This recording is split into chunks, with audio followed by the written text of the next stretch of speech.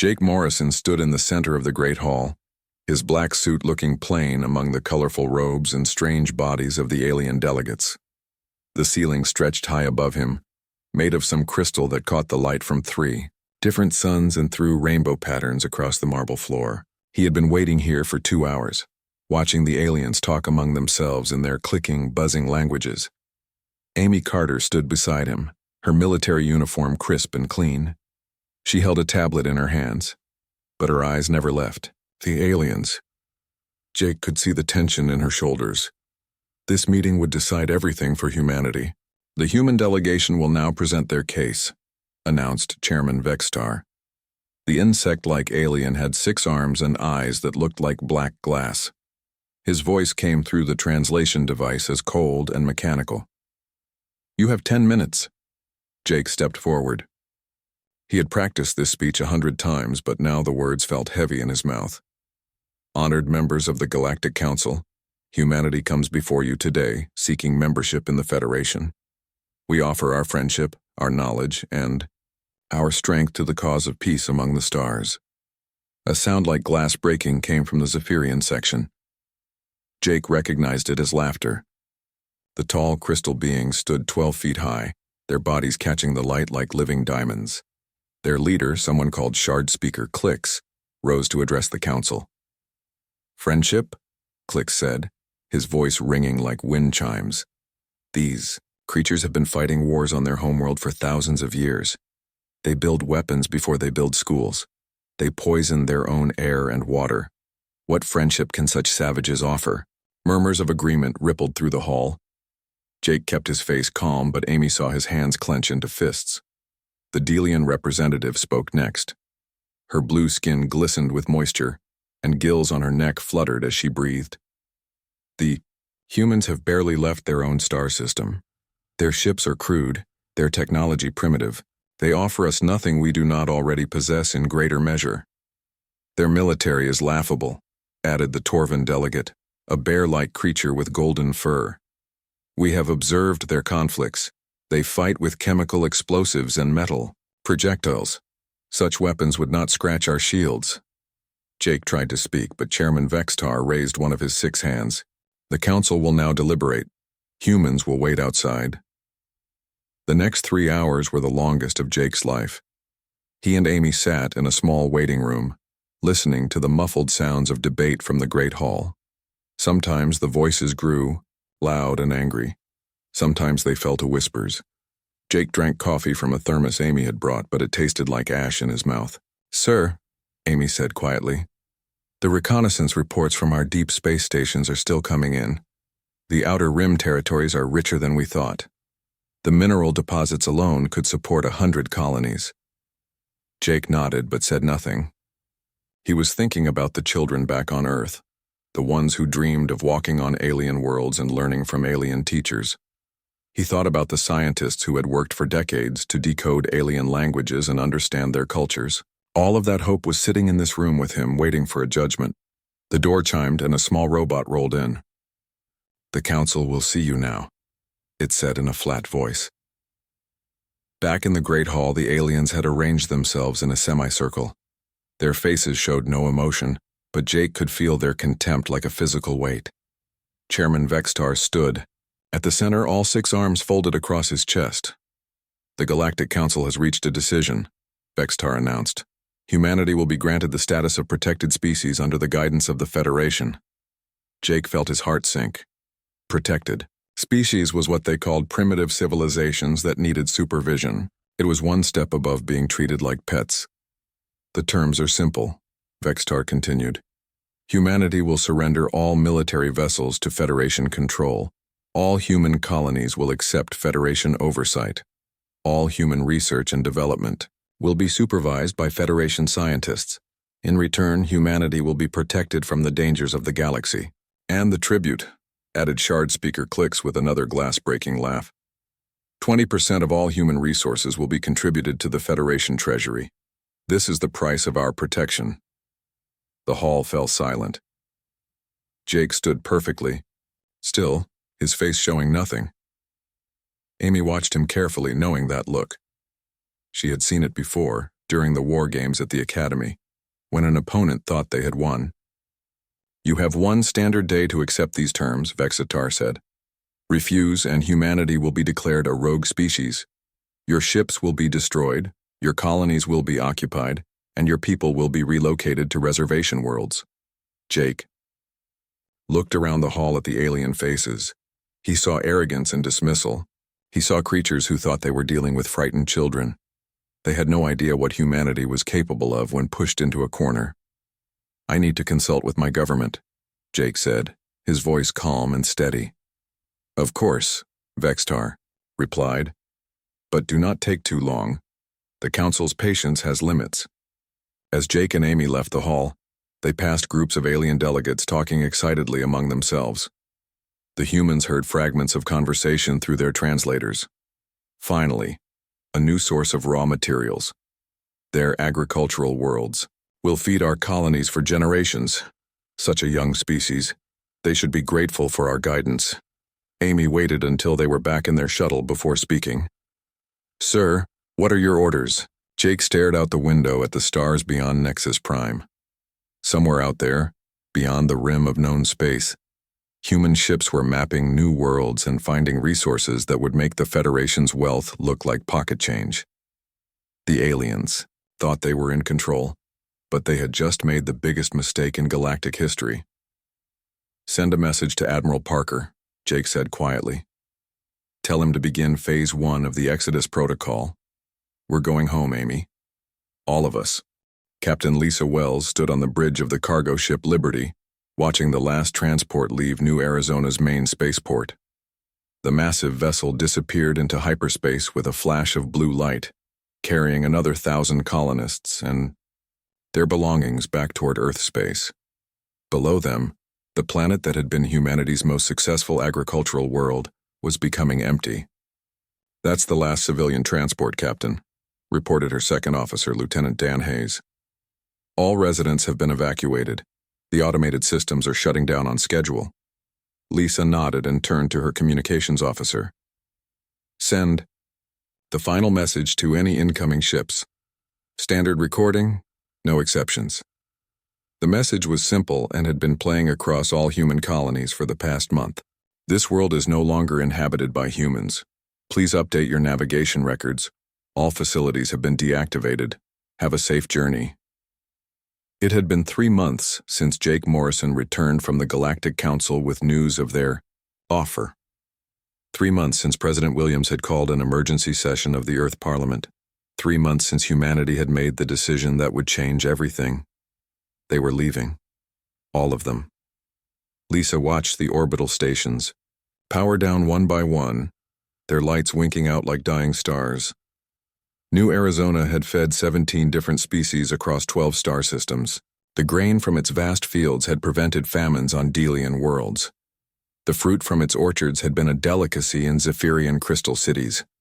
The medical herbs grown in its greenhouses had supplied treatments for diseases that affected half the galaxy. Now the fields were empty. The orchards stood silent. The greenhouses were dark. "Captain," called her navigation officer. "We're receiving a transmission from the Zephyrian patrol ship Crystal Harmony. They're requesting permission to land and inspect our facilities." Lisa smiled coldly. "Tell them they're welcome to inspect anything they want. Just remind them that all the facilities belong to the New Arizona Colonial Corporation, a human company. If they want to use anything, they'll need to negotiate a contract with Earth." She knew what they would find down there. Empty buildings, deactivated machinery, and automated systems that would only respond to human authorization codes. The Zephyrians had called humans primitive, but they had built their lives around human products without even realizing it. Across the galaxy, similar scenes were playing out. Admiral Steve Parker coordinated the massive operation from his command ship Independence, hidden in the Kuiper Belt beyond Pluto.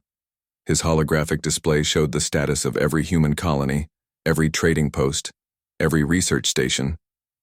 "Ross, colony is reporting complete evacuation," his aide informed him.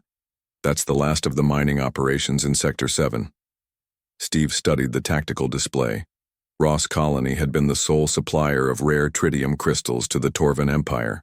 Without those crystals, their fusion reactors would fail within 6 months. The proud bear-like aliens would have to find another source or watch their industrial civilization collapse. What about the research stations? Steve asked. Professor Janet Cole reports that the Titan Medical Research Facility has been stripped clean. All personnel, equipment, and data have been relocated to the new facilities beyond the rim. The Centauri Physics Laboratory is shutting down tomorrow. Dr. Rick Brooks is overseeing the final data transfer. Steve nodded. Those research stations had been developing treatments for the Moralian plague, working on fusion technology for the Delian underwater cities, and creating new materials for Zephyrian construction projects.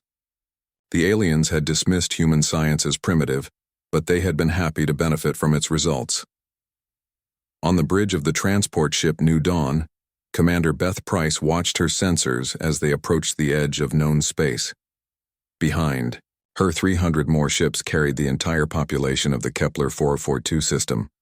Ahead lay the vast darkness beyond the galactic rim, where human scout ships had been secretly exploring for the past 5 years.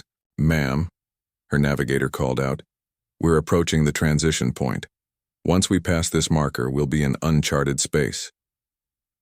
Beth looked at the star charts on her screen. The aliens had mapped less than 30% of the galaxy, claiming the rest was too dangerous or not worth exploring.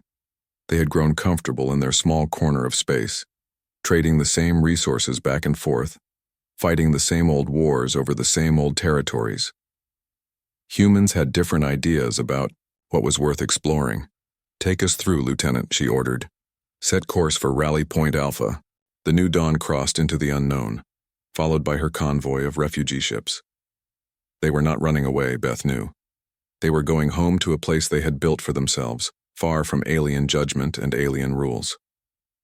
Back in Federation space, the first reports were starting to reach alien governments. Trade officials noticed that human cargo ships had stopped arriving at their ports. Import companies found their orders for human goods going unfilled. Agricultural worlds that depended on human food shipments began to worry about their next harvest.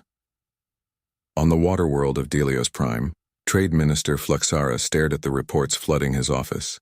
Human trade had represented 40% of their planet's imports. Human agricultural technology had increased their food production by 300% over the past decade. Human medical supplies had cut their disease rates in half. Now, the supply ships were empty. The trade agreements were void. The human representatives had simply disappeared. "Send a priority message to the Galactic Council," Fluxara ordered his aide. "We need to know what happened to the human trade network immediately." But the Galactic Council was dealing with their own problems. Chairman Vextar had been receiving similar reports from across Federation space. Food shortages, equipment failures, research projects grinding to a halt. All because humans had simply stopped showing up. "Perhaps they are having technical difficulties," suggested his aide Zilk nervously. "Their primitive technology may have failed them." Vextar clicked his mandibles in irritation. "Send a message to their homeworld. Demand an explanation for these delays. Remind them that they are still bound by our protection agreement." But when the message reached Earth, it found only an automated response. "The government of Earth thanks the Galactic Federation for their offer of protection. However, humanity has decided to decline this generous proposal. We are withdrawing from all Federation space to pursue our own development. We wish you well in your future endeavors." The message was polite, formal, and absolutely final. Humanity was not coming back. Trade Minister Fluxara floated in his water tank, watching the numbers scroll across his screen with growing panic. The Delian Trade Consortium was dying, and he could do nothing to stop it.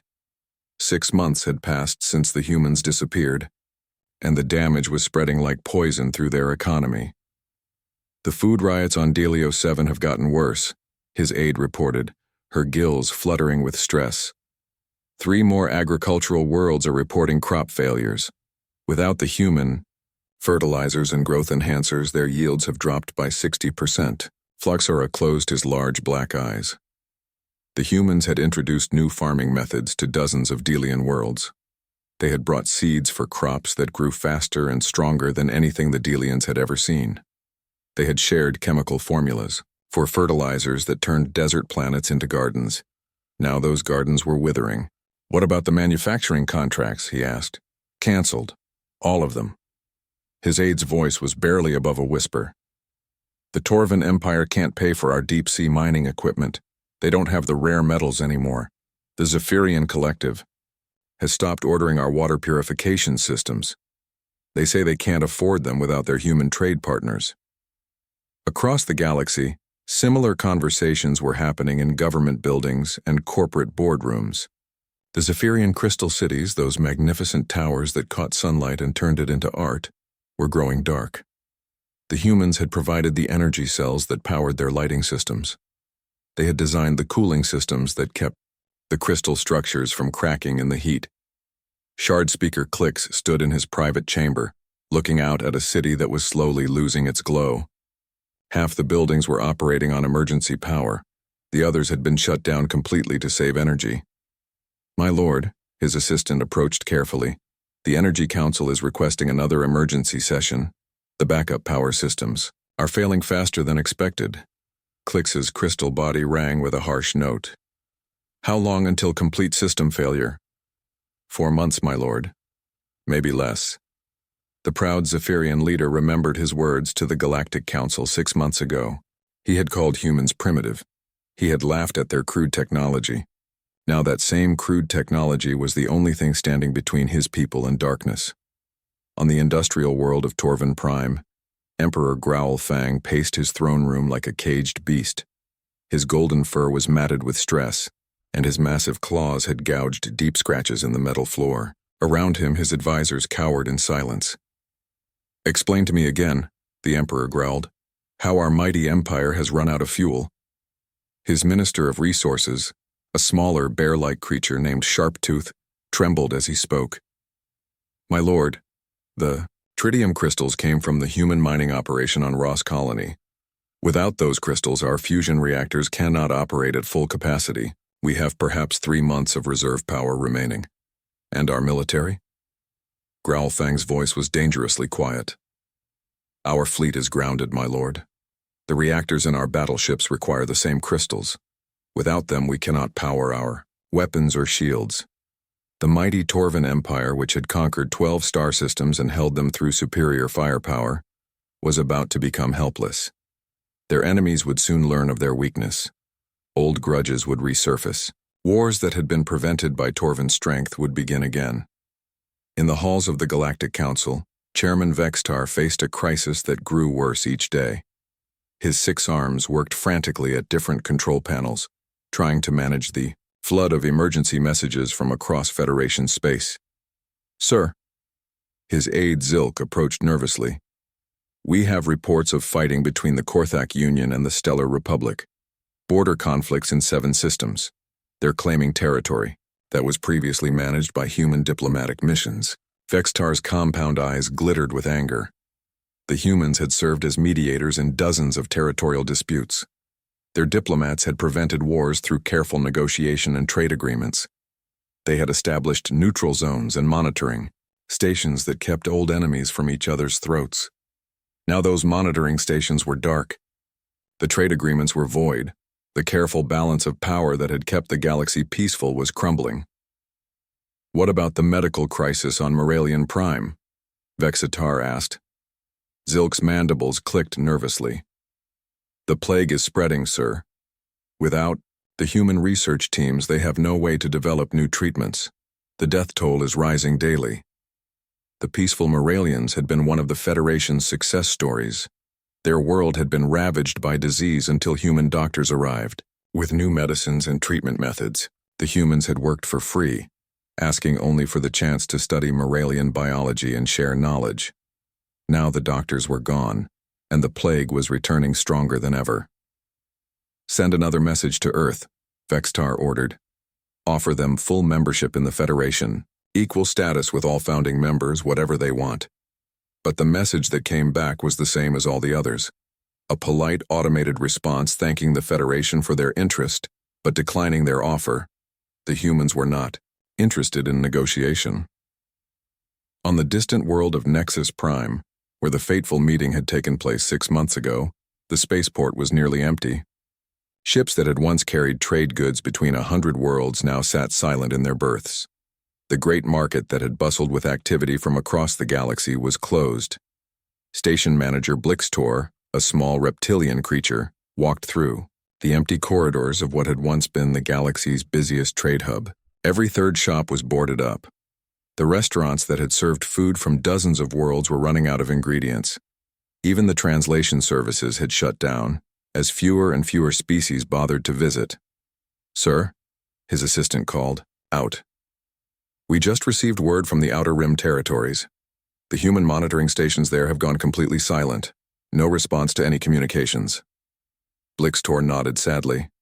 Those monitoring stations had tracked asteroid movements, predicted solar flares, and provided navigation data for ships traveling through the dangerous regions beyond the civilized worlds. Without them, space travel became much more risky. The humans had been involved in everything, he realized. They had been the galaxy's mechanics, farmers, doctors, diplomats, and explorers.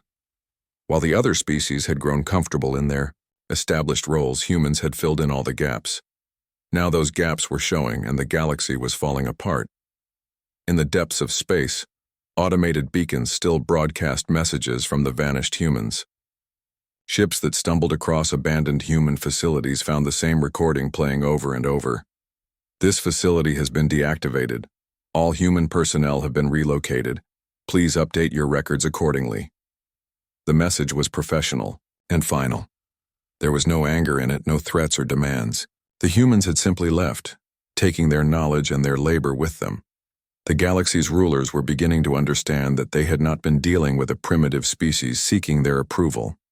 They had been dealing with the foundation that held their entire civilization together, and that foundation had walked away. Dr. Helen Brooks floated in zero gravity, her hands moving across the holographic display that showed the final test results. Around her, the research station hummed with quiet activity as human scientists worked on projects that would have seemed impossible just a year ago. "The new drive system is ready for full-scale testing," she announced to the team gathered around her. "We've increased efficiency by 400% over our previous designs. Travel time to the Andromeda Galaxy has been reduced to 6 months. The scientists exchanged excited glances. While the aliens had been busy fighting over scraps in their small corner of space, humanity had been pushing the boundaries of physics itself. The technology they were developing made their old ships look like wooden sailing boats. "What about the defensive systems?" asked Dr. Tom Garcia, the weapons specialist. Helen smiled and pulled up another display. "The new shield generators can absorb energy from any known alien weapon and convert it into power for our systems. Their plasma cannons would actually make us stronger." She had been working on these projects for 3 years, ever since the first human scouts had returned from beyond the Galactic Rim with reports of what they had found. Worlds rich in elements that didn't exist in Federation space. Energy sources that could power entire civilizations. And most importantly, no aliens to tell them what they could and couldn't do. Commander Rick Davis piloted his scout ship through the asteroid field that marked the border between known space and the void beyond. His mission was simple: watch and report. The aliens still didn't know where humanity had gone, but they were starting to look. "Contact ahead," his sensor operator reported. 2 Torvan battlecruisers, running on minimum power. Rick adjusted his ship's stealth systems and moved closer. The Torvan ships were massive, bristling with weapons that could crack planets in half. But they were drifting helplessly, their fusion reactors barely producing enough energy to maintain life support. "They're scanning for tritium crystal deposits," the sensor operator continued. "Looks like they're getting desperate." Rick watched, the proud Torvan warriors searching empty space for the minerals they needed to keep their empire alive. 6 months ago, these same ships had patrolled the galaxy like predators, feared by every species they encountered. Now they were scavengers, picking through asteroid fields for scraps. His communication system crackled to life. "Unknown vessel, this is Captain Stoneclaw of the Torvan Imperial Navy. Identify yourself immediately." Rick smiled but didn't respond. His ship was invisible to their sensors, a ghost in the darkness. The Torvan technology that had seemed so advanced was actually decades behind what humans had developed in secret. "Sir," his operator whispered, "I'm detecting weapons charging on the lead ship." "Let them waste their energy," Rick replied. "Record everything and send it back to Admiral Parker. He'll want to see this." The Torvan ships fired their plasma cannons at empty space, the brilliant beams lighting up the asteroid field like fireworks. They were shooting at shadows, burning through their precious energy reserves in a futile display of force. Rick's ship recorded it all and transmitted the data to the human fleet hidden in the deep void. The aliens were scared, and scared creatures did stupid things. On the water world of Delios Prime, the situation had moved beyond crisis to disaster. Trade Minister Flux Ara floated in his emergency chamber, surrounded by reports of riots, famine, and system failures across the Delian consortium. "The food riots have spread to 12 more worlds," his aide reported, her blue skin pale with stress. "The military is requesting permission to use force to restore order." Fluxara's gills fluttered rapidly. "If we turn our weapons on our own people, we'll have civil war. How long until the next harvest?" "Unknown, sir. Without the human agricultural technology, crop yields are down 80% across all worlds. The remaining food supplies will last perhaps 2 months. The proud Delian civilization, which had ruled the oceans of 100 worlds, was starving. Their underwater cities were going dark as power systems failed. Their fleets were grounded as fuel ran out. All because they had dismissed the humans as primitive creatures unworthy of their respect. In the crystal cities of the Zephyrian Collective, the lights were going out one by one. Shard Speaker Click stood in what had once been the most beautiful city in the galaxy, watching his people's greatest achievements crumble into darkness. "My lord," his assistant approached carefully, "the outer districts have lost power completely. The crystal matrices are beginning to crack from temperature fluctuations." Clix's body rang with a sound like breaking glass. The crystal cities were more than just buildings to his people. They were art, culture, and history made solid. Each tower had been grown over centuries, shaped by master craftsmen who dedicated their lives to creating beauty from light and stone. Now they were dying because the humans who had maintained their power systems were gone. "Send a message to the human homeworld," Clix ordered. "Offer them anything they want. Full partnership, shared technology, whatever price they demand." But like all the other messages sent to human space, this one received only an automated response. The humans were not interested in negotiation. They had moved beyond the need for alien approval. Meanwhile, in the vast emptiness beyond the galactic rim, humanity was building something magnificent. Admiral Steve Parker stood on the observation deck of New Terra Station, watching the construction of humanity's first megacity in their new home. The station was massive, larger than any structure the aliens had ever built. It housed 2 million people and contained factories, farms, research laboratories, and schools. Most importantly, it was entirely human, built according to human values and human dreams. "Admiral," his aide approached with a report, "the Deep Space Survey teams have found something remarkable. A star system with 12 habitable planets, all rich in resources we've never seen before." Steve studied the data. The planets contained elements that could revolutionize human technology. Mining operations there could provide enough materials to build 1,000 more stations like New Terra. "What about alien presence?" he asked. "None detected, sir. The system is completely uninhabited. It's like it was waiting for us to find it." Steve nodded and looked back at the construction outside.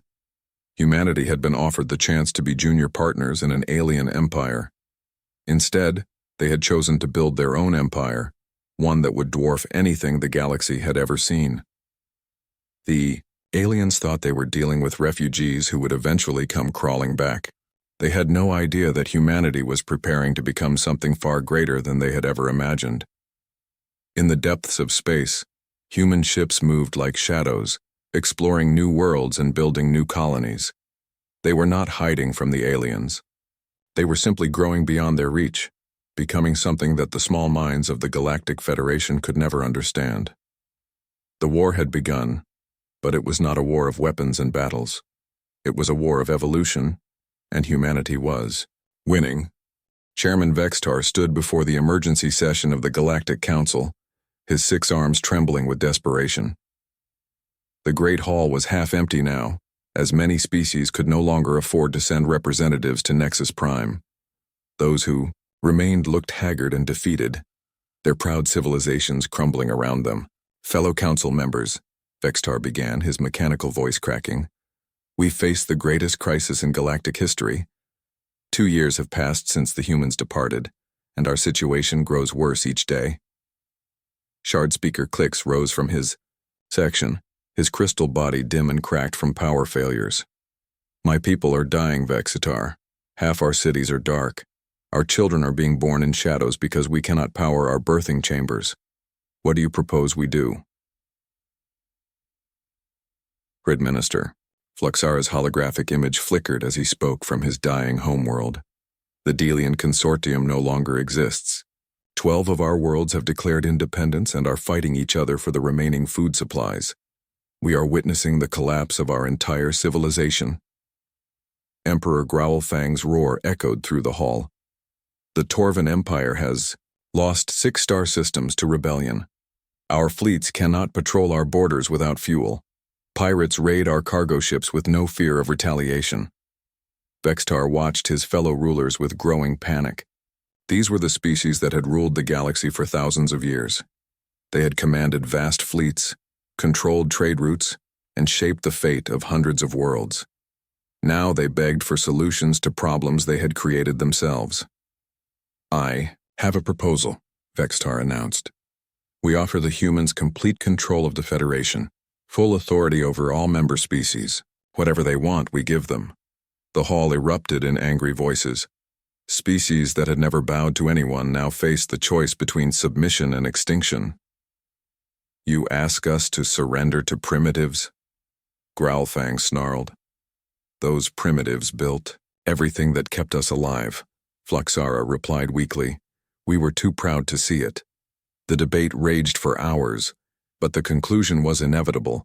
The Council voted to send a final message to humanity, offering them absolute power over the galaxy. It was signed by every remaining member species, sealed with their most sacred oaths, and transmitted toward Earth with the highest priority. The response came back within days. Not from Earth, but from somewhere in the deep void beyond known space. The message was short and devastating. The Galactic Federation no longer has anything humanity requires. We have found better worlds, built better cities, and created better lives than anything you can offer. Your authority over us was an illusion. Your superiority was a lie. Keep what remains of your empire. We no longer acknowledge your existence. Amy. Carter, now Admiral Carter, stood in the command center of New Geneva Station, reading the alien's desperate plea with cold satisfaction. Around her, the bustle of a thriving civilization continued. Human children played in parks that floated in zero gravity. Scientists worked on projects that would reshape reality itself. Artists created beauty beyond anything the galaxy had ever seen. They're offering us everything, she said to Jake Morrison, who had been elected as humanity's first president of the Outer Territories. Complete control of the Federation. Total surrender.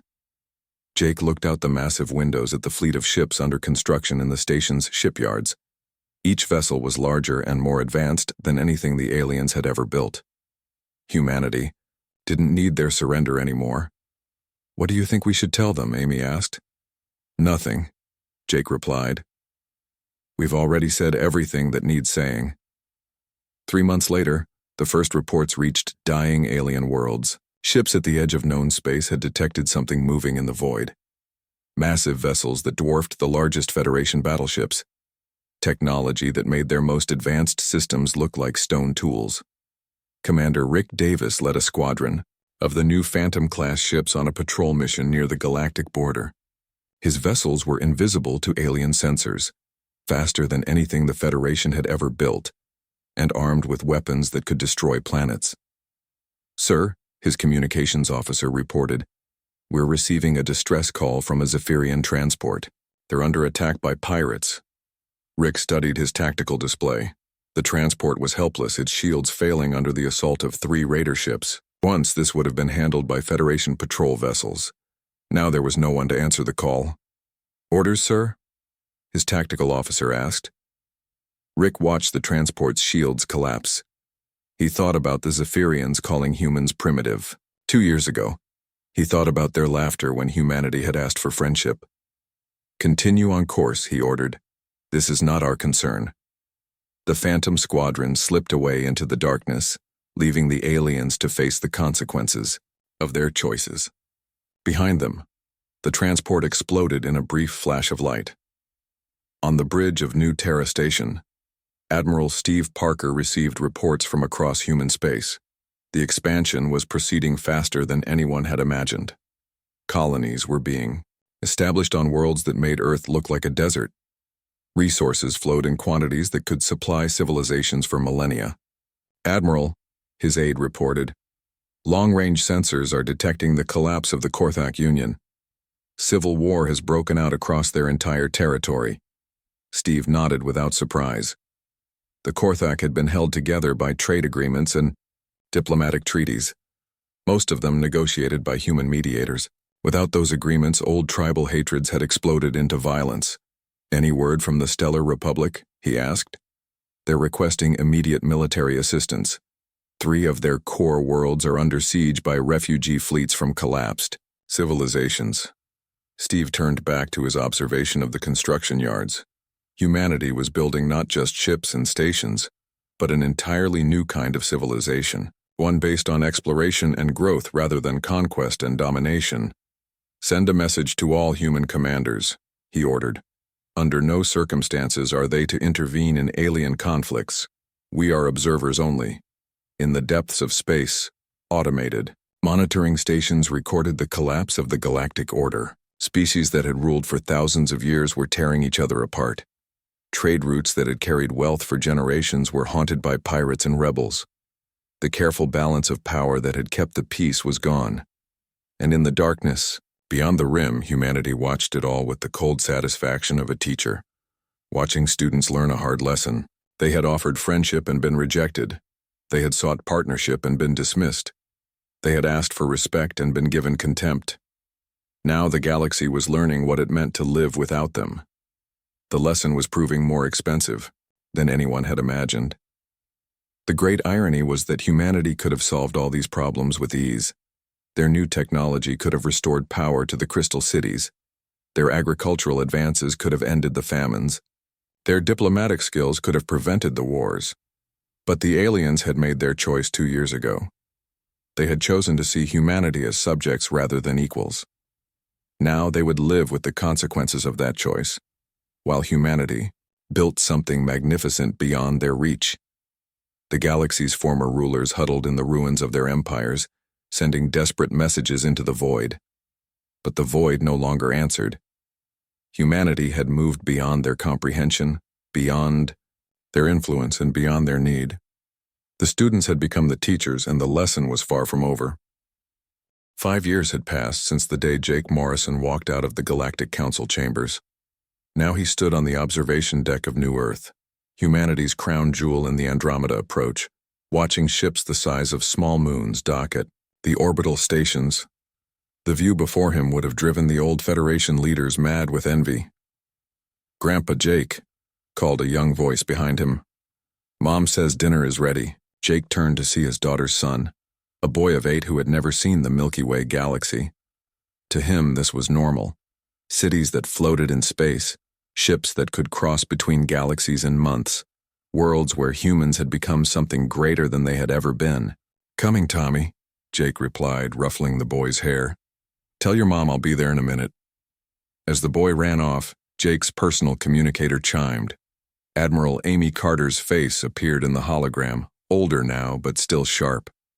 "Jake, we're getting some interesting reports from the old galaxy," she said. "You might want to see this." Jake activated his office terminal and read the intelligence reports from their deep space monitoring stations. The Milky Way had become a graveyard of civilizations. The Zephyrian collective had collapsed completely, their crystal cities now dark monuments to their former glory. The Delian Consortium existed only in scattered refugee fleets that fought each other for scraps.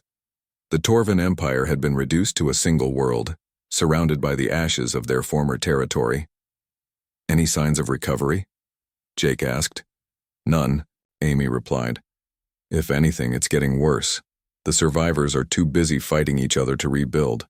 Some of our long-range scouts report that entire sectors are now empty of intelligent life." Jake nodded. It was what they had expected. The aliens had built their civilization like a house of cards with humanity as the foundation. When that foundation was removed, everything had collapsed. On the bridge of the exploration ship Horizon, Captain Sarah Morgan studied the star charts of their newest discovery. The ship was one of humanity's latest designs, capable of creating its own hyperspace tunnels and traveling distances that would have taken the old Federation ships decades to cover. "This makes it the 15th habitable system we've found this month," reported her science officer, Dr. Kevin White. "Each one is richer than anything in the old galaxy." Sarah smiled as she looked at the data. The planets they were finding contained elements that didn't exist in normal space, energy sources that could power entire civilizations for millions of years, and life forms that could teach humanity things about evolution and adaptation. "Any signs of intelligent life?" she asked. "Negative, Captain. We seem to have this entire region to ourselves." It was the same story everywhere human ships explored. The universe beyond the galactic rim was vast and empty, waiting for someone with the courage to claim it. The old Federation species had been content to fight over their small corner of space, never dreaming of what lay beyond their borders. Meanwhile, in the ruins of the Milky Way, the survivors whispered stories about the humans who had vanished into the darkness. Some claimed to have seen human ships, vessels of impossible size and power that moved like ghosts through the void. Others insisted that humanity had transcended physical form entirely, becoming beings of pure energy. The truth was simpler and more terrifying. Humanity had done what they always did when faced with limitations. They had adapted, evolved, and grown beyond those limitations. Admiral Steve Parker, now an old man but still sharp, walked through the halls of New Geneva Station with his granddaughter, Lieutenant Sarah Morgan. The station had grown into a city that housed 50 million people, with artificial gravity, weather systems, and parks that rivaled anything on Earth. "Tell me again about the old galaxy, Grandpa," Sarah asked as they paused by a window that showed the construction of humanity's newest project. Steve looked out at the massive structure taking shape in space. It was a ring world, a habitat that could house billions of people and had its own sun at the center. The engineering required was beyond anything the Federation had ever attempted. "It was smaller," he said simply. "The people there thought small thoughts and dreamed small dreams. They were content to stay in their corner and fight over the same resources for thousands of years." "Do you think they'll ever find us?" Sarah asked. Steve chuckled. "Child, they can't even find each other anymore. Besides, we're not hiding from them. We've simply outgrown them." The truth of his words was evident everywhere in human space. Colonies that spanned entire solar systems, fleets that could reshape reality itself, research stations that unlocked the secrets of creation. Humanity had become something that the old galaxy couldn't even imagine. In the deepest parts of space, automated beacons still broadcast humanity's final message to the Galactic Federation. The message that had been sent 5 years ago, when the aliens had offered their complete surrender. To the former rulers of the Milky Way galaxy, "You offered us protection, and we declined. You offered us guidance, and we refused. You offered us submission, and we walked away. You offered us your surrender, and we ignored it. We do not hate you, but neither do we need you. Build what you can from what remains. We wish you well in your diminished existence." The message was calm, professional, and absolutely final. There was no anger in it, no threats or promises of return. It was simply a statement of fact. Humanity had moved beyond the need for alien contact. On the dead world of Nexus Prime, where the Galactic Council had once met, scavengers picked through the ruins of the Great Assembly Hall. The crystal ceiling had cracked and fallen years ago. The marble floors were cracked and stained. The seats where proud alien leaders had once sat were empty and covered in dust. In one corner, a small alien creature found an old recording device. When activated, it played Chairman Vextar's final speech to the council. "We have lost everything," the mechanical voice said. "Our empires, our pride, our future. We thought we were the masters of the galaxy, but we were merely its parasites. The humans were the host that kept us alive, and we drove them away with our arrogance. Now we face the darkness alone, as we deserve." The recording ended, and silence returned to the dead chamber. Far beyond the edge of the old galaxy, humanity continued its expansion into the infinite universe. They built cities among the stars, terraformed worlds that defied imagination, and discovered wonders that made their former struggles seem like children's games. They had learned the greatest lesson of all. Sometimes the only way to win is to refuse to play by rules created by those who see you as less than equal. Sometimes the greatest victory is simply walking away and building something better. The galaxy's former rulers remained frozen in their fear and regret, while humanity danced among the stars, free at last to become everything they were meant to be.